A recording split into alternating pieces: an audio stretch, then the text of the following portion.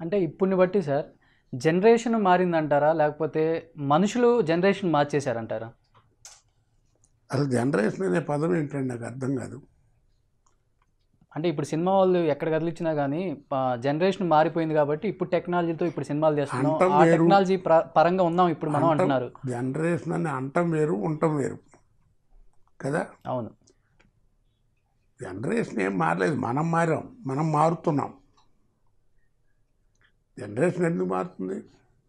సూర్యుడు తూర్పునే ఉదయిస్తున్నాడు, పశ్చిమానే అస్తమిస్తున్నాడు, భూమి గుండ్రంగా తిరుగుతూనే ఉంది. సాంఘిక శాస్త్రం, సైన్స్ అంతా కూడా బాగానే మామూలుగానే జరుగుతోంది. పాడ్యమి, విధియ, తదియ, తిథులన్నీ అలాగే ఉన్నాయి, సంవత్సరాల పేర్లు అలాగే ఉన్నాయి. మరి ఏం మారింది? మనం మారుతున్నాం. కొన్నాళ్ళు బెల్ బాటమ్ ప్యాంట్లు అన్నారు, ఇప్పుడు టైట్ ప్యాంట్ అన్నారు. కొన్నాళ్ళు ఇక్కడ దాకా హృదయ టక్ అన్నారు, ఇప్పుడేమో ప్యాంట్ తొడుక్కుంటే జారిపోద్దేమో అని భయంగా ఉంది. ఇప్పుడు ఫ్యాషన్. మనం మారుతున్నాం అంతేగాని అప్పుడు లేదు. నా ప్రకారం అలాంటిది ఏం లేదండి, మనం మారుతున్నాం.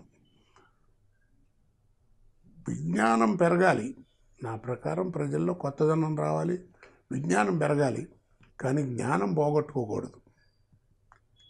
నాకు మమ్మీ అంటం వచ్చు కదా అని చెప్పి అమ్మని మర్చిపోకూడదు కదా.